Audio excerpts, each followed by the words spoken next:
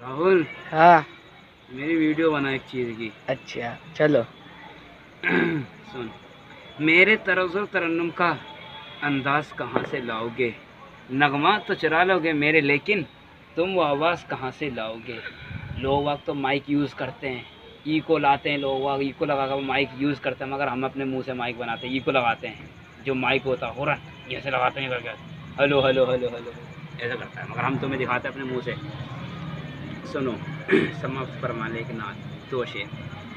हर एक मोमिन की मांगे आयशा झूठ गला नहीं सकते, जे जे जे जे जे हर एक मोमिन की मांगे आयशा झूठ गला नहीं सकते, जे जे बुरा जो जो मांगो के दे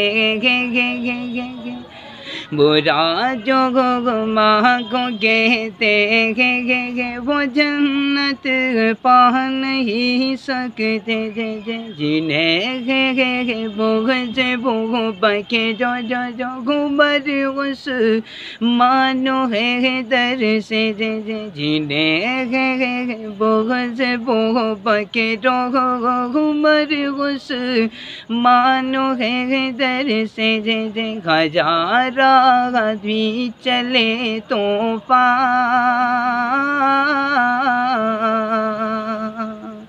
हज़ारा भी चले तूफ़ान आई यहाँ गिरे बिजली, ये इस्लामी चमन के फूल हैं मुरझा नहीं सकते, हर एक मोमिन की माँ है आयशा झुठला नहीं सकते।